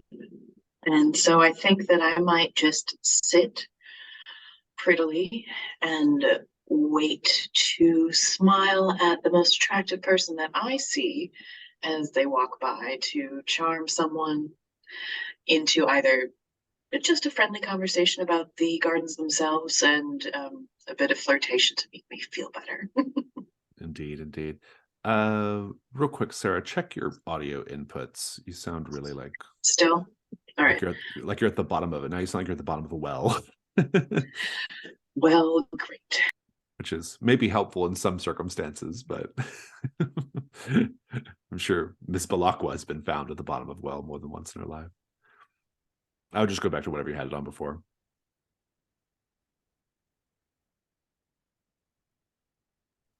I would, but I didn't change anything. Do you mind Yeah. pausing for a second? You actually sound better right You now. sound good. Yeah. Yeah. Well, then I miraculously fixed it. Okay. Sorry, tell me again, what were you doing? I would like to, in a huff, leave his tent, maybe go towards the dancing platform and flirt with the most attractive person I see. Indeed, indeed. Well, there's not many people out there today, but I will find someone for you. I think as you head over there, you actually see there is a woman. She is dancing with a man, and they look very mismatched. She has a very kind of like very lovely gown on and with a fabulous fascinator on her head, and she's already got a glass of wine in her hand, and she's dancing with a man who clearly does not know anything about dancing. He appears to be some sort of harbor worker based off his appearance and smell, and she's like trying to teach him some steps, right? And the dancing platform, which is enormous, it's so big, they're like the only two people who are on it, apart from just a few people setting up buntings and things like that. What do you do? I would hate to be rude, but I think you'll find you're supposed to lead with the other foot. And this woman, she kind of gives a laugh and she says, "Oh, finally, someone around here who knows their way around a dance floor. I don't mean to be rude, Abel. That's the man.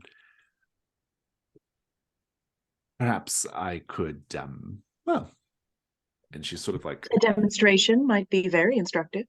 yeah, she sort of like moves him off to the side and she says, "So you're a dancer then?" I have enjoyed a dance or two. Oh, I love dancing. I know all the new dances, the polka, the Portland, the Boston. But the Viennese waltz is how I made my reputation with the Cremorne Gardens set. Have you heard of the tango? South American, very dramatic. What sort of dance do you enjoy? I enjoy, well, something a little bit more intimate, like the tango is lovely, but I don't know if I could place all the steps of the Viennese waltz. Could you show me? I'd love to. My name is Albertina, by the way, Albertina Welk. Albertina's a lovely name. And so is your, I mean, your fascinator is just fascinating.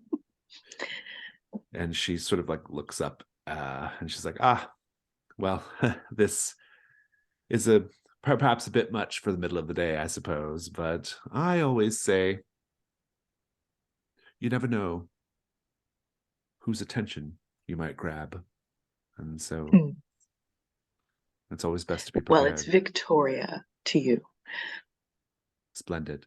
Well, the first thing you want to do, Victoria, she takes your hands and she starts kind of doing the dance with you.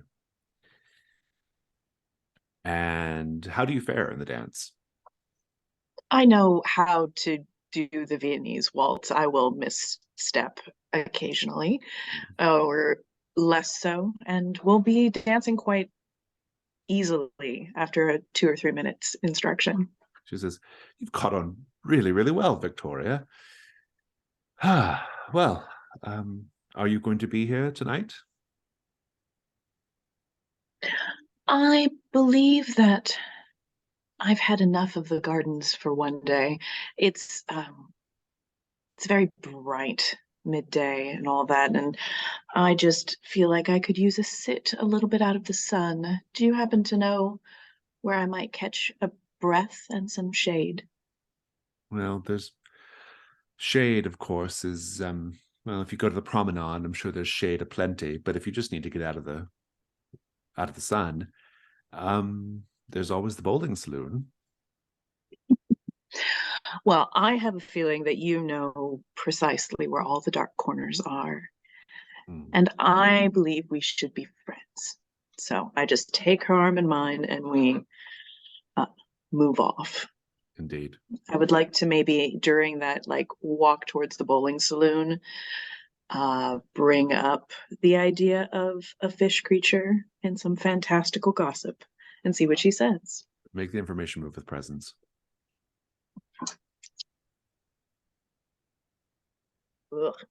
That's a 3 + 1 is 4. Indeed. As you are moving down the promenade, you hear Greco's voice in your head. He says to you, "You're going to get her killed, Miss Belacqua. She's going to be friends with you because you have managed long enough, somehow, to make yourself charming. And she's going to step into a dark place from which you cannot save her. I recommend you bid her adieu right now, if you wish to avoid that dark fate for her."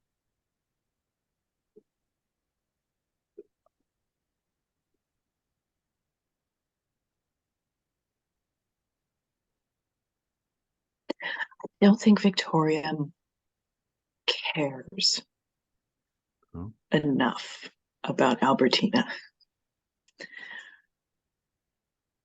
But I'm struggling a little bit with this boy in my head is distracting enough that I think maybe it's what is off-putting to Albertina as Victoria suddenly gets very stark and serious and no flirt left, and it's all very apologies, I am not feeling very well at the moment. I'm going to give you a condition that's just going to be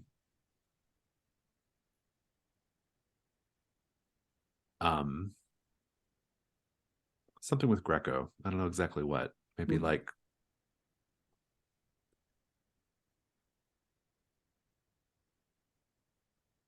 Taunted. yeah, or haunt. Yeah, I like that actually. Mhm. Let's go haunted. Actually, haunted by Greco. Yeah, that feels good. Then I'll just say to Albertina, my apologies. You, my dear, look good enough to eat, but my stomach is not agreeing with me. I must say goodbye. I do hope you enjoy your dancing, though. Oh, I'm very sorry to hear that, Victoria. Well, perhaps another time. Perhaps. Excuse me. Good day. Indeed. Lady Florence, where were you headed after you were done with the Madame Tussauds? Oh, I am steaming. I don't know. I think Lady Florence doesn't even know where she's going. She does have a plan for the dusk phase. Okay. But for now, she is just storming off. I don't know if she would run into Victoria or Jakob. Or maybe she is wandering so far she even runs into Dom. But she is very upset about this horrors of the deep thing. I think running into, well, Jakob, where did we leave you? You were talking to James Whistler, right? Correct. Yeah. Had you rolled dice for anything, or are you just chatting with him right now? Yeah. What was it? I rolled a 9. Oh yeah, okay, good. I think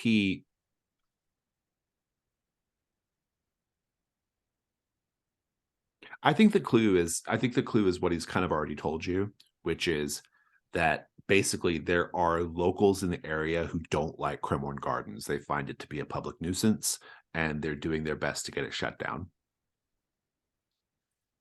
or to prevent their license from being reissued. The complication is going to be, I don't want you to take this the wrong way, Mr. Walsh, but you have a very unusual aspect. And I have a feeling it's not the first time someone's told you that. No, people say that all the time. It's just that I'm Welsh. That's all. I don't think, well, maybe it is. I don't know. I am new to this land, but I would love to have you sit for me. I've never sat for a painting before. But sure, how long does it take?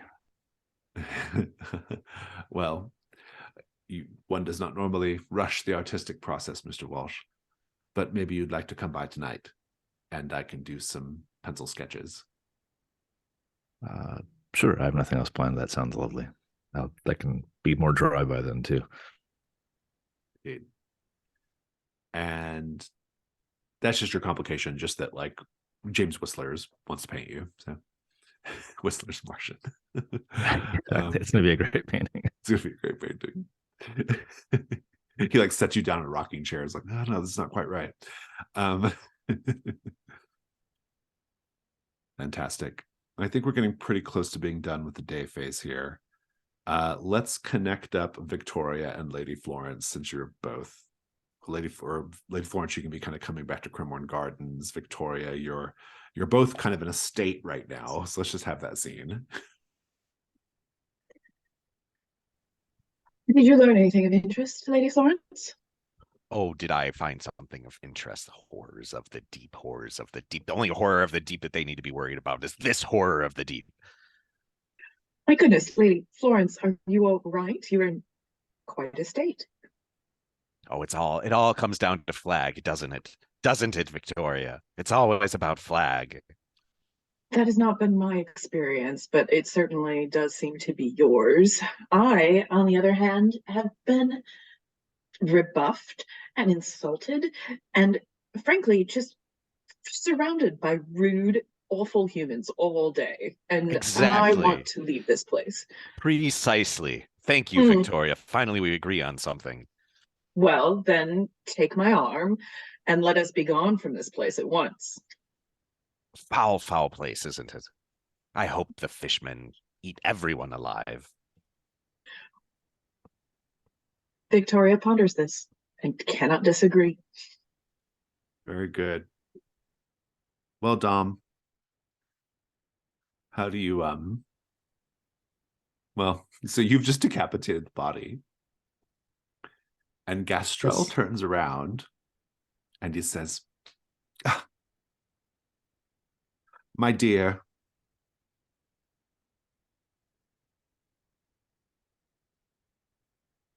and he walks up, he picks up the head by the hair, and he says, you're getting a little ahead of me. Hmm. Yes. Well, I do. Like you said, my approach is more aggressive. Did you hear her? Oh, Mr. Constantine. Did she speak to you too? Unfortunately, What's that, dear? And he holds the head like up to his ear. You think we should invite Mr. Constantine to spend the night with us? Dom's going to be taking steps back and say, I actually have plans for the evening. He just kind of sets the head down, but haphazardly, so it's kind of backwards on the neck. And he says, don't be a stranger, Mr. Constantine. No, I expect we will have many uncomfortable conversations. Perhaps I'll come calling on Hargrave House. I haven't been by there since last winter. Looking forward to it. Maybe I'll bring a +1. More of a plus 0.25. You can then leave the mortuary. Yeah, he'll grab the port though. Indeed. Good. Let's go to the dusk phase. All right. So we have to go to the dusk phase. Do we have any playbook moves that need to be resolved? Are you going to do anything with the Royal Explorers Club, Lady Florence? Oh, I am. Oh, are you? What is on the menu for today? Lady Florence is feeling very petty right now. So I'm going to unleash Lady Cressida Bachelor House on okay. the wax museum. What's her deal? Lady Cressida. Antiquities and the ancient world. Oh, So I want her to essentially like go, and it's gonna be like she's going as like a consultant, I think. okay. To sort of correct all of their errors is essentially why Lady Florence is like pulling her in. And maybe like she'll connect some artifacts with the group and that type of thing to sort of incentivize them to make the appropriate edits. Indeed. And you get 2 clues from it too. Mhm. Fantastic. That sounds good. All right. Well, then we'll deal with Lady Cressida in a moment. Let's talk about Hargrave House. Today we're going to do the map room. The map room is littered with maps, as you might imagine. Maps of the city, maps of England, maps of the world, and some of them are highly unusual. Name an unusual map and describe why it's so strange.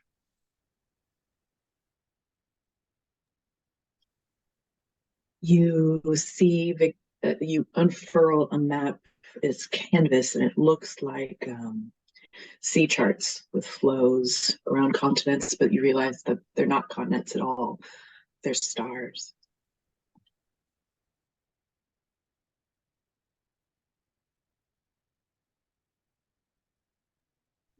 There's a map that looks like initially looks like it's like just a geographic like landscape type of map. But as you look at the label, it says like it's essentially the skull of William the Fourth. So it's a map of the inside of his skull.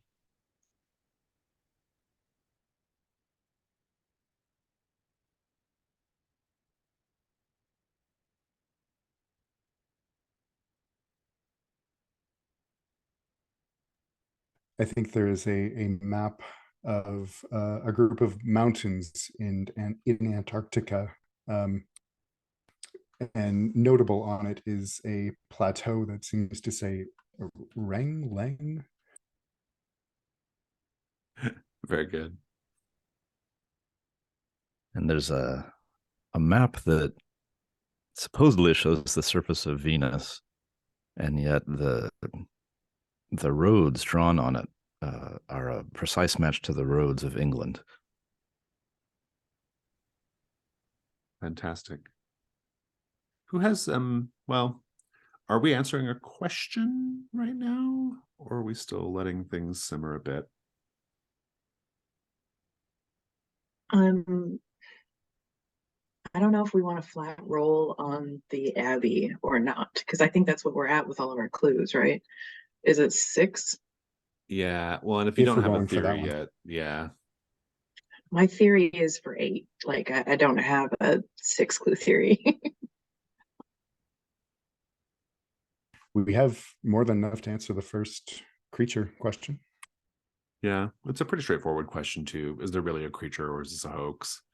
Mhm. You have, I think you can probably make a case for either, but if somebody wants to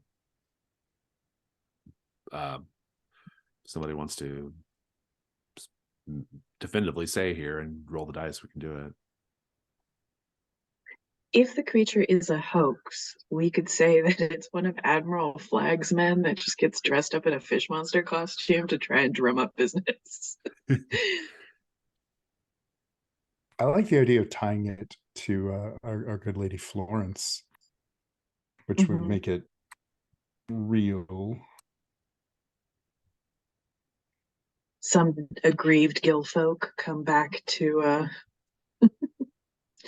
torment those air lost? lovers. I mean, for Mhm. right now, you just have to establish the truth of it or not. Like, is it real or is it not? The motives kind of come in the next question, depending on whether it's real or not. So what do we think about just, is this a hoax or not? We have to use the clues to explain the nature of the hoax a little bit, though. Maybe just you the base. just whether it's a hoax or not. Yeah, that's really kind of all we need right now. I'm fine with real. I could go either way. I'm still not like seeing, like, personally, I don't have like a connection that I'm kind of like seeing in the clues yet that answers that, for what it's worth. If somebody else has it,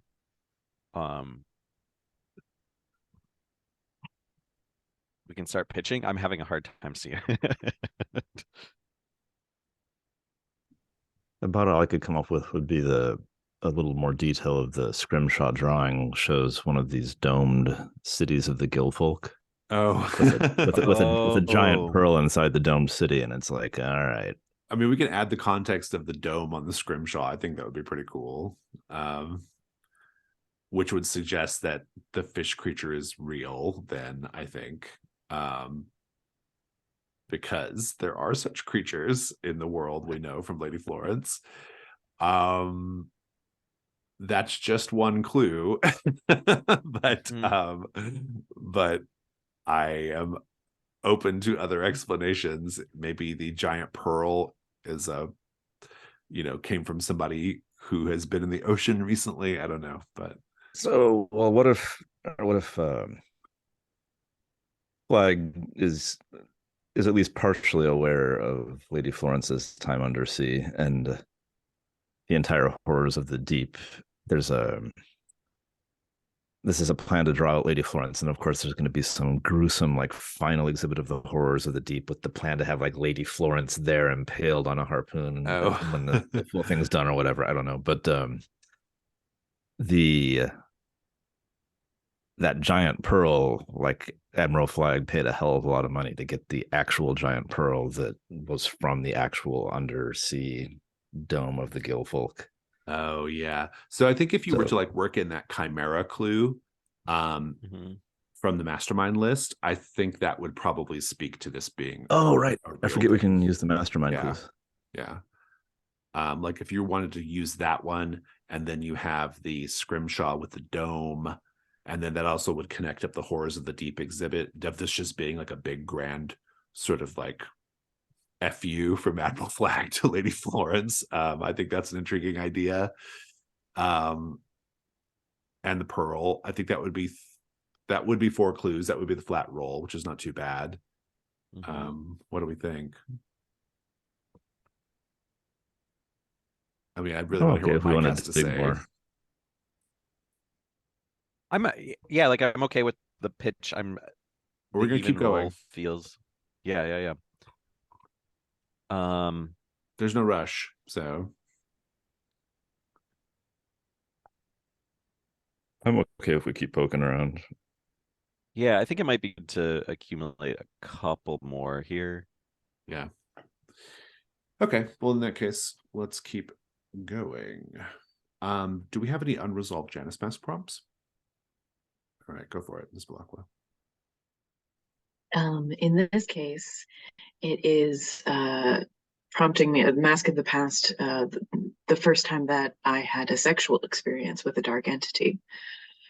And I imagine a scene in which we see a young, just cusping on womanhood, so Victoria in a garden underneath a tree, just sitting there with a book, minding her own business.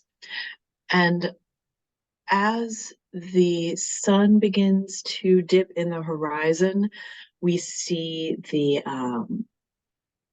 black ichor smoke kind of lay out like a picnic blanket underneath her. And while she has become much more comfortable, this is the first time that it starts to enfold her. And you see it wrap around her legs and caress up her body and under her skirts. And a quite riveting sexual orgasm up against the trunk of a tree. Fantastic.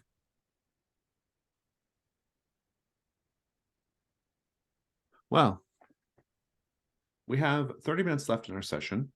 I think I'm going to call it early because I intend to do a longer night phase next time. I have some plans for the mass, and yeah, I think it's fun to occasionally do a longer night phase. And so I think we'll just slide over into Stars and Wishes then, and we'll introduce the unseen next time. Whoever wants to go first, take it away.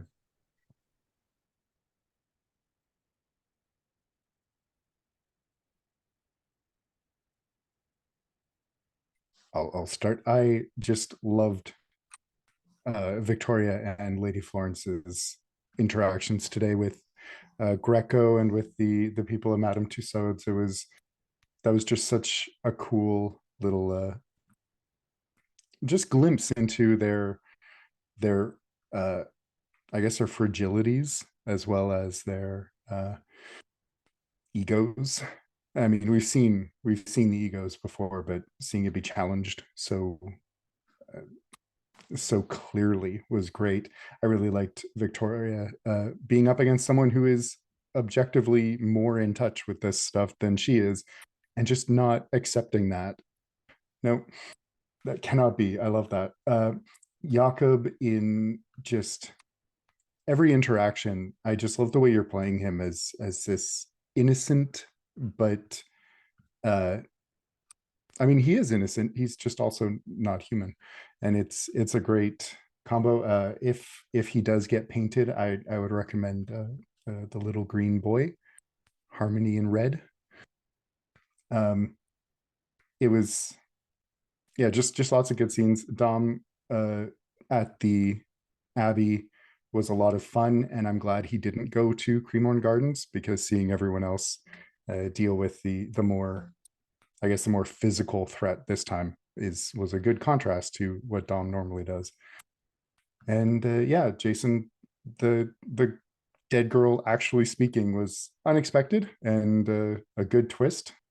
And I would really like the good doctor to come visit again in future. He seems fucked up in the best kind of way. Yeah, we don't have a mother, so Dr. Gastrell might be it to fill that role in the story. I really had a good time today. I quite enjoyed the scene with Greco and Ms. Balakwa. That was very fun. I've played Greco a million times, but never like that. I usually always play him as this more like innocent character who's just sort of like, you know, I just have these gifts and I don't know what to do and I'm innocent. But like here he was very much like it was very much like this young person who's like very arrogant and like knows what he can do. And yeah, so I just kind of really enjoyed that sort of interaction with Miss Balakwa. I think it was fun. I also really enjoyed the Horus of the Deep scene. I thought that was very enjoyable. Just the visuals, the visual of it was really great. This idea of Lady Florence like being like, yeah, like Ben said, like very fragile like about all of this was pretty great. Enjoyed all that. Jakob always seems to like fall into the hands of like all the most eligible guys, including Sven and James Whistler and like all these other people. So that was great. And yeah, I just super dug Dr. Gastrell and Dom. I think it was really fun to see Dominic in this like vulnerable way, right? Like Dominic's like vulnerabilities become really heightened when it's not about like taking the fight to the thing, you know, when it's something more, you know, like when you walk into the spider's lair, there's a sense of like being a little bit on the back foot, and I really quite like that. I don't know what the future holds for Dr. Gastrell, but he is a associate of Hargrave House, so I'm sure we'll see him again. And my wish is, yeah, I have some big ideas for this next night phase, and so I'll be happy to see how they come off. So, yeah. I really liked the two flashbacks that you started with for the masks for Lady Florence and Lady or Miss Balakwa. Yeah, they're quite good. The rocking horse imagery and the Gilfolk hybrid children living in the dome. Both, I don't know, they're great images, but they kept coming back in the session, which I thought was pretty neat. And you can like a talking severed head is always gross and good. What else? The Mike's line, everything I learned about punching, I learned from a mermaid. Oh, look at the mermaids, like the stereotypical image is just like lounging on a rock, like combing their hair. Like, you know, the idea they can sock somebody is fabulous. And what else? Oh, Ben, I've seen this before with other characters. When you have to dig into the past, you don't dig like 100 years in the past. You go to Proto-Gaelic to find historical bits. I loved the Wiroku Wolf King character quite a bit. That's about it. Yeah, I have a star for the whole.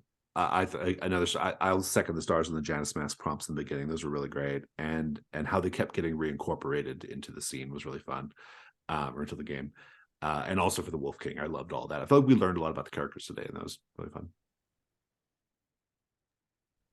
I think that was kind of my big star is especially getting to see Victoria and Dom, the backstory of the beast and all of that, like really bringing the sort of like mythic and odd into those characters. I think we've gotten a really good like sense of those characters as people, and now like I really like that we're starting to get that the sort of like otherness is starting to like become more like tangible and concrete with them as well. It's really interesting and fun. The NPCs were really great in this session. Like it felt like there were just a lot of different people that we were interacting with, and they were all like pretty fleshed out and interesting. I yeah, I enjoyed James Whistler, of course, is a wonderful little addition in here. The severed head has been mentioned, the way that you play Greco. Even the right when we walked into Cremorne Gardens, like having the father and then the daughter, and then that shifting into the more like particular NPCs. Like there's a lot of layers there, and I think it all like tracked and followed really logically while still having depth on each. I am just gonna give a star to the Fates and maybe PBTA in general as well. I was playing OSR, a D20 system earlier this week. Man, the rules just sucked. And so it's nice. We failed everything. And so it was nice to have successes. And I was like thinking about it. And I was like, yeah, like I even like the mixed results because like I don't mind failing, but like there's a point where like it's just hollow.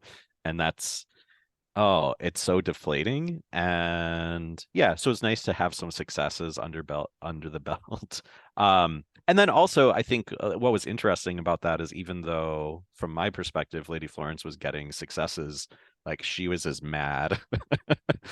Like it was as complicated as it's ever been for her, in a way, even though she was yeah, having the successes. So that was very fun to like play through that sort of tension. And then, yeah, wishes is if this night phase is, if Jason has big plans for it, I'm just very excited about that because there's a lot of really creepy shit in motion here, and I think it'll be really fun to play off of that and play into it.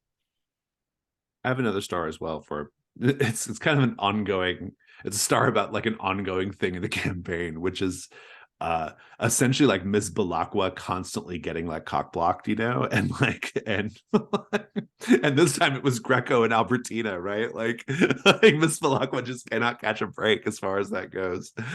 Like, she has like this fucking I'm piss. supposed to be playing the sexiest fucking character, and I can't get it at all. I'm most beloved, and that shit's still picking a fight with me.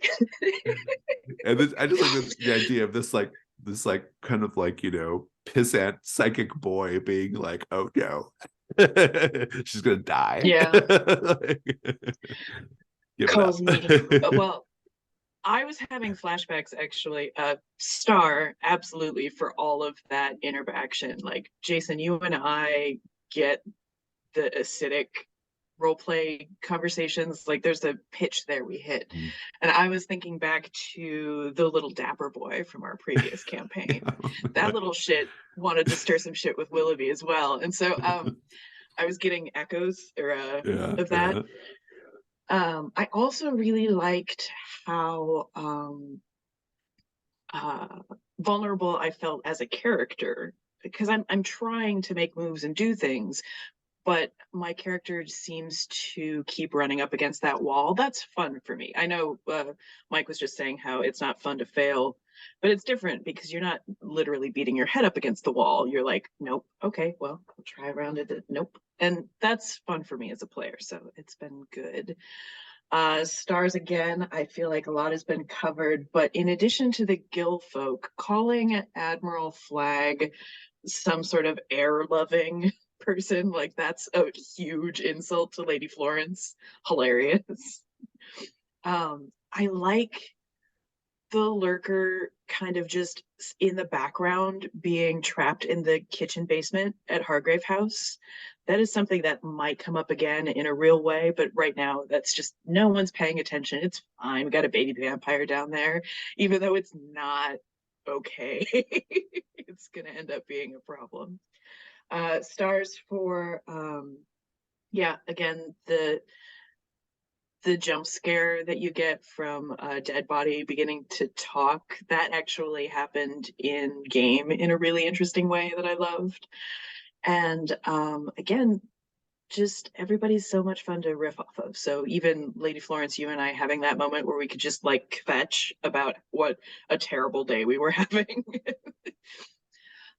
Wishes. I have half a nonsense wish, which is maybe something to do with solving the mystery of Kilbourne Abbey, is how Victoria jumps playbooks and becomes, instead of the vessel, somehow manages to figure out how this demon is elongating this person's life and becomes an undeniable. Oh. It was like a weird little thread I was chasing while we were playing today, but it's a pseudo wish. It's just headcanon. Indeed. I think that the Abbey scene and the night phase that's coming up is going to be epic, and I'm just really looking forward to it. Fabulous. Is that everybody? Okay. Well, in that case, great fun, everyone. Let's wave goodbye.